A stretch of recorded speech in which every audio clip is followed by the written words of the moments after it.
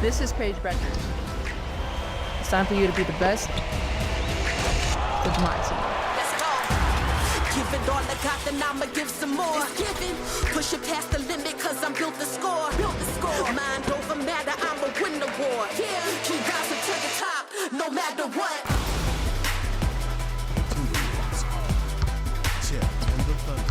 Сайн бацхан үзэгчдээ орой мэндийг хүргэе. NBA улирлын өмнө уламжлалт ёсоор та бүхэнд хүрдэг 30 ба 30 өдөр нэвтрүүлэг ээлж дугаараа хүрэхэд бэлэн боллоо. Нэвтрүүлгийн платинум ивент итгэгч сайн сайхныг санхүүжүүлэн Голомт банк студид хөтлөгч болон тайлбарлагч Тулга Нямбаяр нар ажиллаж байна. Орой мэндийг хүргэе. За орой мэнд хүргэе.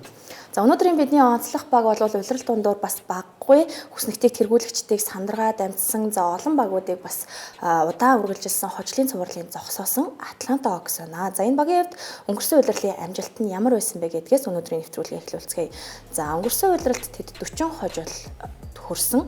За тэгээд довтлооны үзүүлэлтээр 18-д, хамгаалтын үзүүлэлтээр 19-д, нийт рейтингээр 18-д. За тоглолтын хэмнэлээр бол 3-т бичигдчихсэн байна. За энэ ч гэсэндээ бас залуу багийн нэг онцлог юм болов тийм ээ. Хэмнэлийн хувьд дээгүүр байна шүү дээ. Тэгээд Трей Янтач бас холбоотой байх хүн тоглогчтой. За Атланта Hawks-ийн өнгөрсөн улиралд юу ямар дүгнэлттэй байгаа вэ? Тэдний хувьд хэр амжилттай улирал болж өнгөрсөн гэж харж байна. Яг уг нь нэг юм одоо юу гэх юм зөв голдролтоо орж эхэлсэн үлрэл гэх юм уу. Одоо ерөнхийдөө нэг сүүлийн жилүүдэд нэг жил сайн тоглоол, дараа жил нь тааруу тоглоол нэг ийм байдалтай явуулсан бол өнгөрсөн жилд яг амжилтыг харуул тийм сайн биш. Гэхдээ ерөнхийдөө баг бол цаашдаа за энагийн ийм гол тоглогч нартай ингэж явах юм байна гэдэг. Ерөнхийний гол энжин шугам олж авсан өдрөл болсон юм болов гэж бодож байна. За хэдийгээр яг өдрөл дуусахад эдний хувьд 8 дугаар байранд бичигдэж дуусгасан ч гэсэн тэгээ плей-инний тоглолтыг хийх шаардлагатай болсон. Тэгээ плей-инд харамсалтай нь 2 хожигдлүүлээ гэдэг. Тэгээ плей-оффт бол шалгарч чадалгүйгээр ингээ өдөрлөө дуусгасан. Үр дүн бол тааруу. Гэхдээ ерөнхийд нь бүтцээр нь харуул багийн хувьд бас дажгүй үлрэл болсон гэж дүгнэмээр. Толгойгоо Атланта Hawks юу нөхөр хүлээлттэй улирал нь байсан. Тэр хүлээлтэнд хүрч чадсан уу? Ер нь бол яг өндөр хүлээлт угаасаа байгаагүй. Тэгээд нэг плей-оффын сүүлийн байранд төлөөл үзэх болов гэсэн хүлээлт байсан. Тэгээд яг тэр хүлээлтэнд бол хүрсэн. Яг плей-оффд орж таагүй шалтгаан бол мэдээж Джейлен Джонсны гэмтэлтэй холбоотой байлаа. Тэгээд Нямбаяр хэлсэнчлээ харахгүй өнгөрсөн улиралд багийн лидер Трианы явах шуум зогслоо. За тэгээд Джон Коллинсгүй бас ихний улирал нь боллоо. Тэгээд Dyson Daniels гэдэг тоглогчийг маш гоё сулгаалсан байна гэдэг нь батлагдсан улирал боллоо. Тэгээд Джейлен Джонсон бас зөвхөн нэг улирал ингээл алдсан тоглолт биш. Ингээ хоёр улирал ер нь тэр тоглолтоо тогтмол үзүүлэх боломжтой гэдгийг бас харуулсан. Тэгээд маш олон өгөөчтэй юм улирал боллоо. Тэгээд Закари Рсаши гэдэг сонголт хэдийгээр оны шилдэг тоглогчийн шагналыг хүртэж хүлээлтэнд хүрсэн тоглолтыг үзүүлж чадаагүй ч гэсэн ер нь бол гарааны муугүй тоглогч байх потенциалтай гэдгийг харуулсан юм улирал байлаа. За багийн лидер Трианыг өнөөдөр ерөөхдөө дуртад л өнгөрье гэж бодож байна. За өнгөрсөн улиралд 24.2 оног дундчилсан. За тэгээ 11.6 дамжуулалтыг дундчилсан. Карьерийнх нь хамгийн сайн дамжуулалттай улирал болсон байна. За гэхдээ энэ багийн гэрэлтгийг болсон хоёр тоглогчийн хэсэгтээ бид онцлие. За Джейлен Джонсон өнгөрсөн улирлын тэдний амжилтын гол түлхүүрийн нэг байлаа. За гэмтлэн ч гэсэндээ бас амжилт нь хоошлох шалтгаануудын нэг байлаа тийм ээ.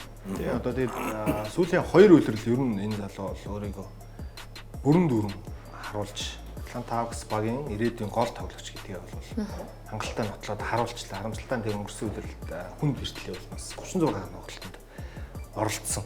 Ийм улирал боллоо. Тэгээд ер нь бол одоо 4 номер дээр түүний хувьд бол түлхүү тоглож ашиглагдаж байгаа. Тэгээд ийм хөлийн хурд сайтай, тесрэлттэй, атлетик чадвар өндөртэй.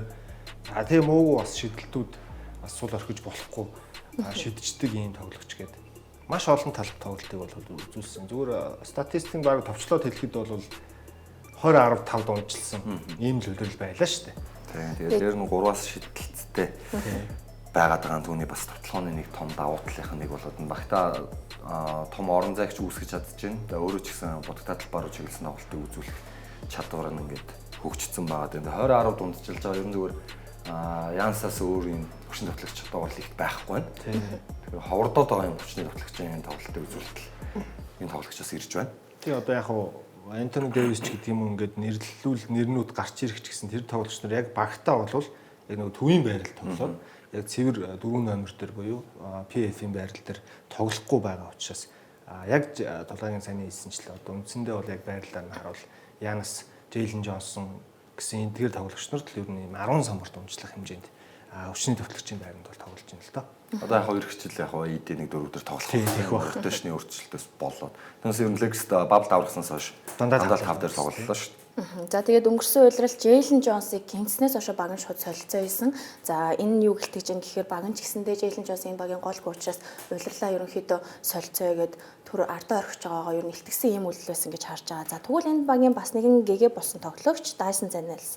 За оноо авалт нь бол бүр 5.8 байжгаад 11.4 болтлоо ахин дэвшсэн. За улмаар амжилтанд агсан тоглогчийн шагналыг бол хүртсэн байгаа. Тэгээ яг энэ залуугийн оноо авалт тэр давталгооны оролцоогоос гадна юусэн хамгийн чухал юм бол өнгөрсөн удирдлагын гол сенсац нь энэ бөмбөг тасалт.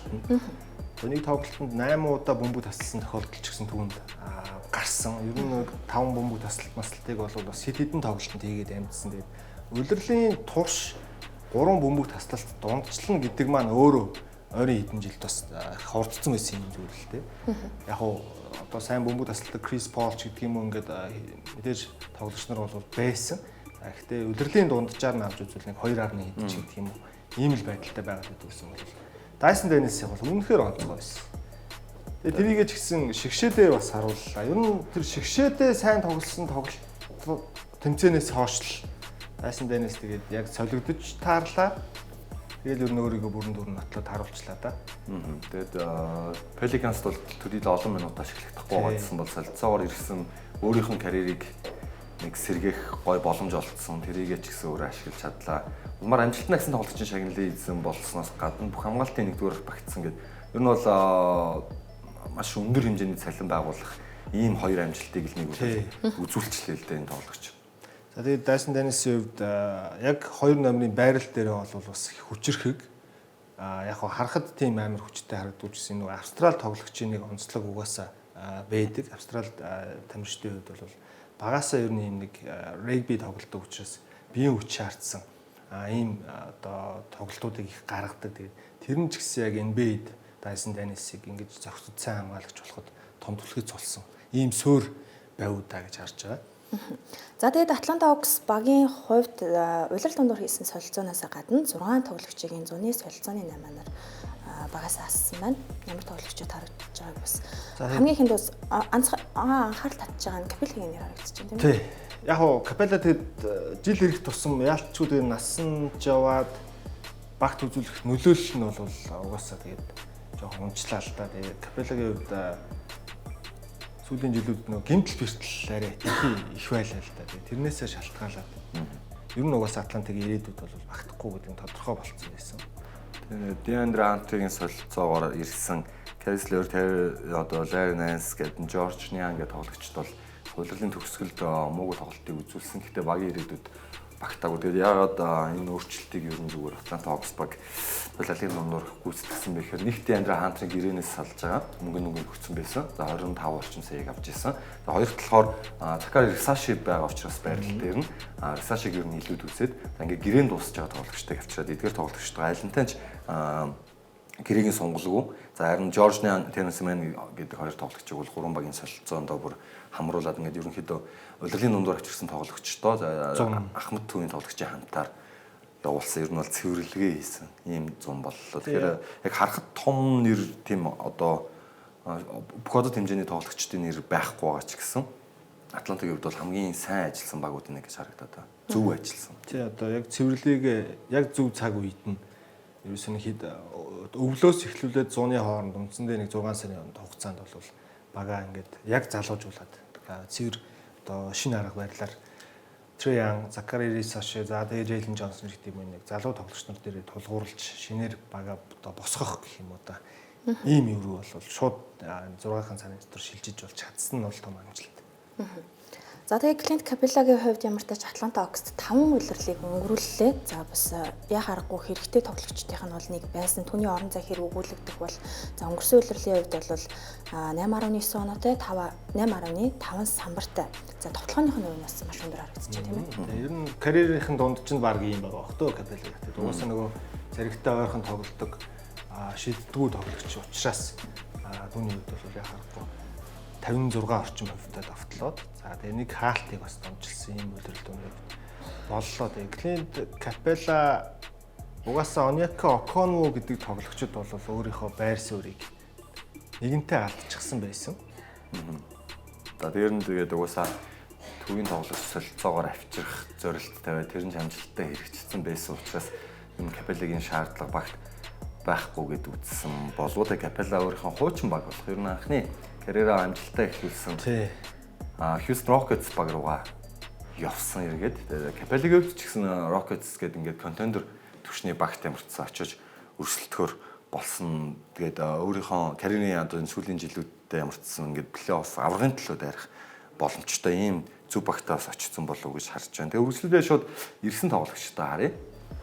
За ирсэн тоглогчдын хувьд бол Никел Александр Walker, за тэгээд Инфали Данте гэдэг тоглогчтой 2 жилийн гэрээг бол байгуулсан. За тэгээд Люк Кенард, за тэгээд хамгийн гол нь ерөөсөө нэг гинти мэдээ гарч ирсэн. Кристапс Порзингсийг бол Атланта Хawks баг шууд одоо солилцоогоор багтаа нэгтгэчихсэн байгаа. Тэгээд үндсэндээ бол яг Бостны угаасаа явуулах гэжсэн тоглогчийг л Атланта харин авчирсан гэсэн үг л дээ.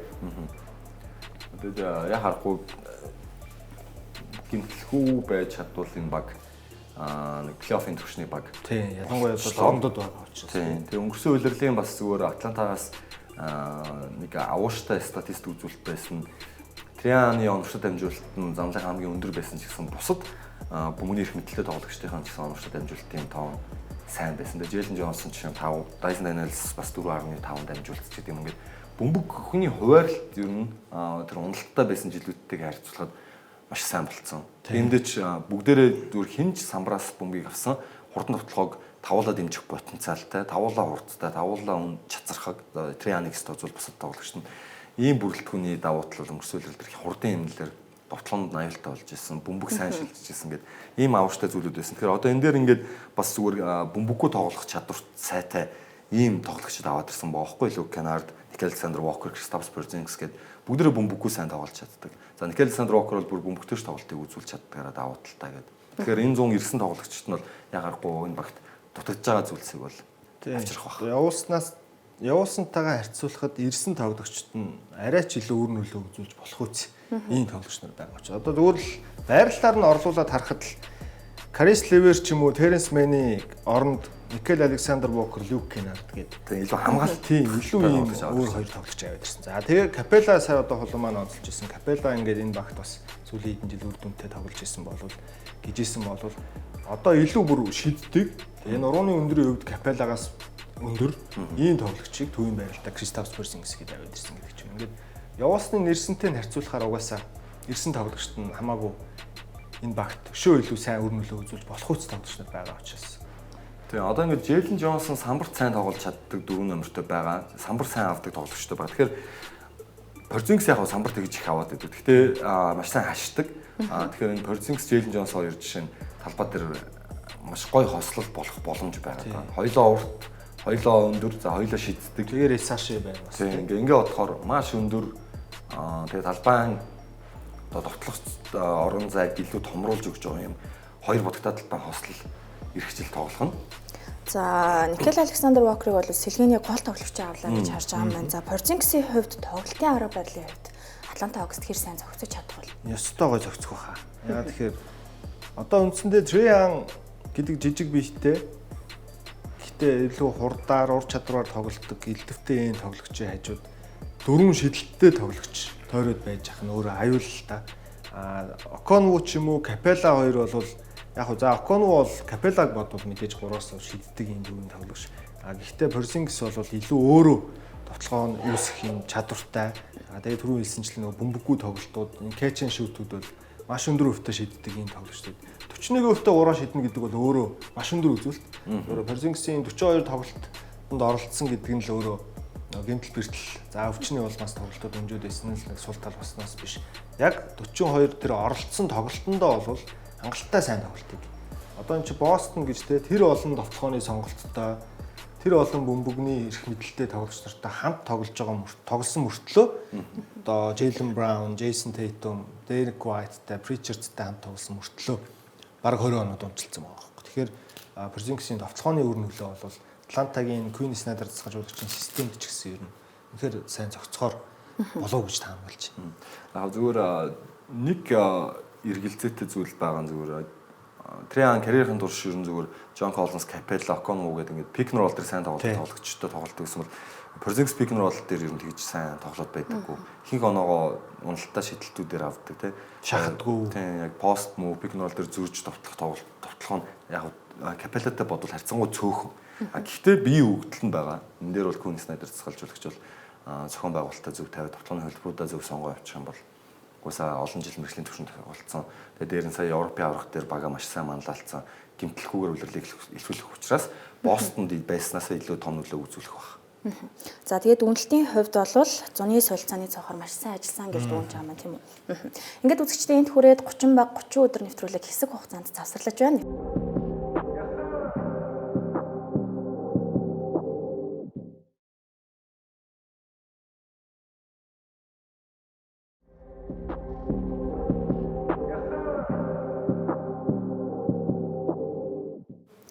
Эргэн автоморол үзэгчдээ 30 баг 30 өдөр нэвтрүүлэг Атланта Hawks-ыг онцлсан дугаараа та бүхэнд хүргэж байгаа байлээ. За үргэлжлүүлэн бүгдээрээ Атланта Hawks-ын энэ улирлын цалингийн зэстэй танилцах болно.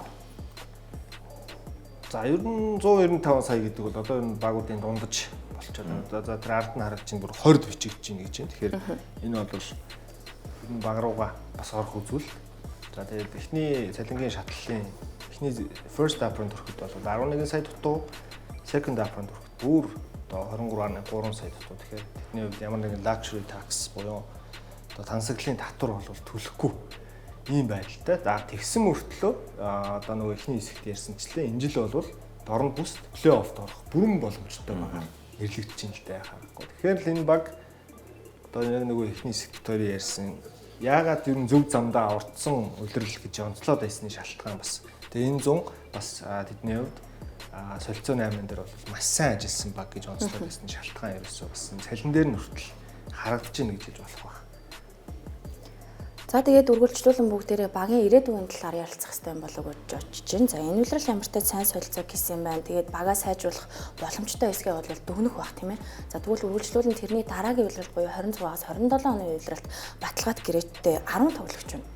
Одоо ерөөсөө багийн үндсэн кор цүн бүрэлдэхүүн за бараг л тэр чигтээ дараагийн ер нь 2 улирал ингээ байхаар нь шүү дээ. Тэндээс харахад бол за тэгээ мэдээж Триан багийн гол лидер тоглогч нь бол Макс Гэрээтэй байгаа. Тэр гэрээг аваад явна. Тэгээ араас нь Джейлен Джонсонд бол гэрээний сонголтыг өгчихсөн байгаа.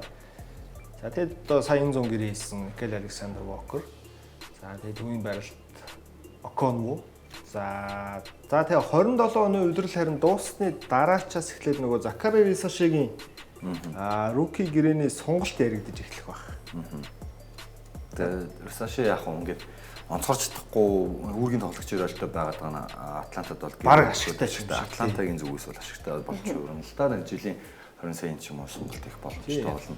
Яг хөө Кристоф Порзингс байхгүй болж байгааг анзаарж байгаа. Тэгэхээр Порзингс дээр ирэх үйлрэлд хэр тоглохоос шалтгаалж бас гэрээг нь сонгох уугүй юу гэдгээ Атланта Hawks шийдэх байх. За Порзингс ч гэсэн гэрээний жил нь учраас за магадгүй сүүлийн хамгийн боломж дүнтэй 3-4 жилийн гэрээ байгуулах боломжтой улирал нь учраас Порзингс ч гэсэн ирэх үйлрэлд ер нь ач холбогдол өгч төвлөрч сайн тоглолтыг үзүүлэх болов. Тэгэхээр сүүлийн хэд үйлрэлд ер нь харагдаагүй. Тэгвэл Порзингсийг ирэх үйлрэлд магадгүй бүр 60 орчим тоглолтод ч оролцох болов гэсэн таамаг байна. За тэрэн дээр тэгээд сайн тоглоод гэрээг авах гэж зорино.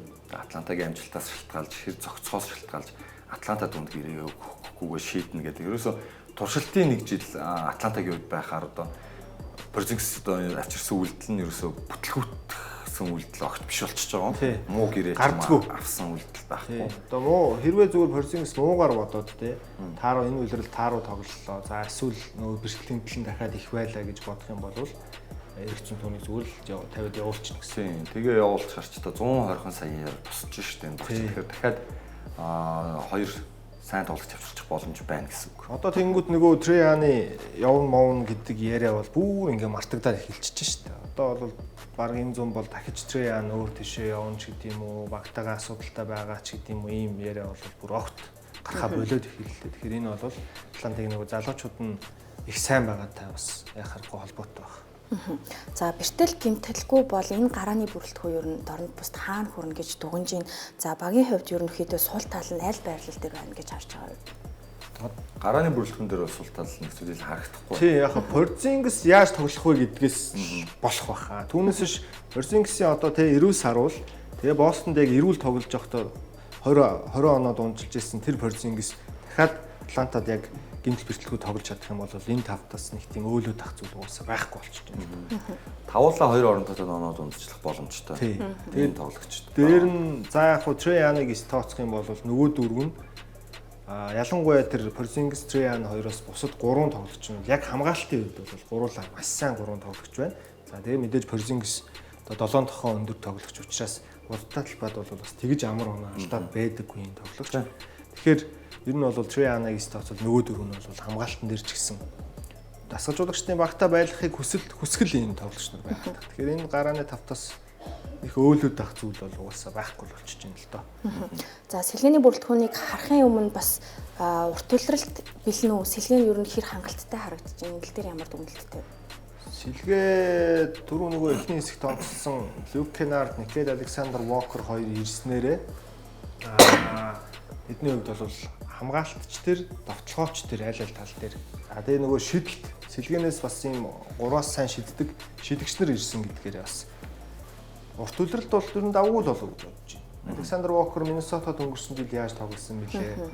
За Кеннардын хувьд яг хөө тэгээ нэг үе заримдаа гараа, заримдаа бүр сэлгээнээс тоглоо, заримдаа бүр тоглолтод оролцуулдаг ч юм уу нэг ийм зүйл одоо өмнөх мемст багт ч гэсэн клипст багт ч гэсэн харагддаг байсан. Гэхдээ Кеннард бол маш сайн форм олж байгаа юм бол сайн шилэгч учраас нэг асуудал байхгүй баг. Тэгээд бусад тоглогчд нь бол Конво одоо ингээд гараанд гарч ирсэн өмнө одоо сэлгээ болохоор болчихгоо чинь бүр л чанарчж чинь гэсэн үг л дээ. Тэгээ өнгөрсөн удирлын нөгөө сонголтуудыг харьцуулахад бол сонголт арай цөөхөн байгаа гэж харагдаж байгаа. Гэхдээ салингийн зай байгаа учраас зүгээр ер нь бол энэ өвлийн солилцоогоор бол салгиндээ дахиад 6 тоглогчийг аваад ирэх бүрэн боломж байгаа. Тэгээд гол нь яг Коби Бафкин гэдэг тоглогчийг тоглохоос бүсэлт галах гэдэг нь 2023 оны драфтын 15-аар сонгогдсон тоглогч гэмтлийн улмаас хүлээлтэнд хүрэхгүй ердөө 27 хон тоглолтод сүүлийн 2 үлрэлд оролцсон. Тэгвэл энэ 100 гэмтэл нь 100 идэгсэн сайн мэдээ байгаа. Тэгээ зуны лигийн нээлтийн тоглолтын дээр 28 оноо авч хүртэл багаар хожил төтлөөд онцгорсон. Тэгээд ерөн зүгээр энэ үлрэл Атланта Хоксын удирдлагуудаас хамгийн хүлээлт өндөртэй байгаа тоглогч нь Коби Бафкин байгаа. Тэгээд Бафкин сэлгээнээс хүлээлтэнд хүрсэн сайн тоглолтыг үзүүлчих юм бол Никел Александр Вокер Бафкин гэсэн урд чугны хослол нэг нь довтлогоо хариуцаад нэг нь хамгаалалтаа хариуцаад авчаад Бафкинээс л ерөн зүгээр сэлгээний тоглолт тэр чигтээ энэ урт улиралд бол хамаарах болов гэж бодож байна. Тэгээд өөр бол бас нэг сонирхолтой зүйл нь болохоор Порзингс, Рисаши, Дайсон Даниэлс, Треян 4, Джейлен Джонсон гэдэг энэ нэг гол 5 тоглогч нь тавуулаа түрүүний хэлсэнчлэн 2 хоорондоо оноогод унтчлаа ингэ явах юм бол эдгээр тоглогчид 2-2-оор свич хийгээ явчихна л та сэлгээтэйгээ яг нэг 5-5-аараас солигдохгүй шүү дээ. Тэгээ одохоор яг ингээд нийт үндсэн 8 тоглогчийн кор бүрэлдэхүүнд ажгүй байгаа учраас асуудал гарцсан гайгүй. Гэхдээ сүүлийн үед хараад хахад нөгөө тамирчдын минутын менежмент за тэгээ урт улирал гимтлээс холуур плей-оффд орж байгаа гол шалтгаан юу гэхээр одоо өвксигээс жишээ авахд улиралд бол 10 тоглогчийг ашигладаг болчиход байгаа. Тогтмол багада ер нь яг хол явж байгаа багуудыг анзаарвал тэгэхээр зайлшгүй одоо энэ Никел Александр Вокер, Бафкин, Окон 3 дээр дахиад энэ 3 дэгч, 4 дэгч, 5 дэгч тоглогчид урт улиралд орж ирэх шаардлага байгаа. Тийм тэгээд Коби Бафкины хувьд яхахгүй гэмтэлтэй л болохоос шуг нь хитгэл хүлээлгээд хэлсэн шүү дээ Атланта. Тэгээд Флагисэнтэй яхахгүй санал нэг байна. Сэлгээний холбогч дээр л Треяныг амрах үед хэн багийг удирдах вэ гэдэг дээр л асуудал байна уу гэхээс биш. Бафкин сайн тоглолцвол энэ асуудал нь шийдэгдэж байгаа. За тэгээд залуу тоглогчид дээр тулгуурлан тоглодог энэ багийн хувьд дасгалжуулагчийн бүрэлдэхүүн бас маш их чухал байна. За багийн арын албанд ямар дасгалжуулагчид ажиллаж байгааг харцгаая. За Quinn Snyder дасгалжуулагч бол Utah Jazz маш өндөр амжилтанд багаа бол хүргэж чадчихсан ийм дасгалжуулагч. За тэгээд туслахуудаар нь бол Игор Кокошков ажиллаж байна. За тэгээд Антони Лайн ажиллаж байна. Бритни Дональдсон ажиллаж байна. Майк Рэй гэдэг. За ер нь бол Игор Кокошков дасгалжуулагчийг бол үзэгчд маань мэдээд сайн мэдж байгаа бах. Ахлахаар хүртэл ажиллаж исэн юм дасгалжуулагч. Quinn Snyder-ийн хувьд одоо л яг нэг өөрийнхөө нөгөө хүсэж исэн бүрэлдэхүүнээрээ үзэх үлрэл нь болж байна удаа гэж хараад байна. Түүнээс ч өмнө нь бол угаасаа л нөгөө Атлантад байсан тэр суурин дээр л ирж ажиллаж байсан юм шүү дээ. Тэгэхээр одоо бас нэг юм Закари Саша, Джейлен Джонсонтой, Порзингстой гэдэг яг энэ нэг өөрийнхөө хүсдэг сагсан мөнгийг тоглуулах юм баг нь одоо яг гарт нь бүрдэж ирж байна даа л гэж харж байна. За өмнөх дугаарууд дээр бас дорнод бүст арай илүү хүлээлттэй багуудыг нэрлэхдээ Орландо, Детройт гэдэг ч юм уу тий. За харин Атланта Хоксын хувьд энэ урт чагсаалтын хаагуурын жагсах бол хувилралт хэдэн хожолд хүрэх бол. За ер нь энэ бүрэлдэхүүн 90 сар бол за одоо Джейлен Джонсон гайгүй тоглоод за Порзингс бас гэмтэл бэртэл өвчин зөөргүү тоглоод ингээд яг бүрэн бүрэлдэхүүнээрээ гэмтэлхүүгээр тооцож авч үзэх юм бол миний хувьд нэлээ өөдрөг л харахаараа ер нь 45-аас дээш хожил бол авах бүрэн боломж энэ багт бүрдчихэд байна уу да гэж харж байна. Тэгэхээр дорндод бол ямар ч гэсэн плей-оффын байрал багтах ийм боломжтой баг потенциалт гол өрсөлдөгч гэж Атлантаг бол би бол хувьдаа нэрлэж бас чадхаар л байна. Толгойн хувьд өнгөрсөлийн амжилтаасаа бол илүү дээр байна гэдэгт итгэлтэй байна уу? Итгэлтэй. Гэмтэлгүүр удирлыг эхлүүлж байгаа учраас тэгээд энэ тоглогчийн гэмтлийг одоо шууд төлөвлөж төсөөлнөдөг хэцүү. Тэгэхээр яг энэ эрүүл саруулаар харах юм бол эхний 6 байр 6 байр. Тий. 6 за бүр муудад 7. За баярлалаа. Ингээд үзэгчдээ бид та бүхэнд 30 ба 30 өдөр нэвтрүүлгээр Атланта Хоксыг онцлон хүргэлээ нэвтрүүлгийн гол тэмээн тэтгэгчээр хамтдаа төрүүлж болох Unitel Group байлаа. Баяртай үзэгчдээ. Баяртай. This is Paige Becker. It's time for you to be the best. With mindset. Let's go. Give it all I got, then I'ma give some more. It's giving. Push it past the limit, cause I'm built to score. Mind over matter, I'm a win the war. Yeah, keep rising to the top, no matter what.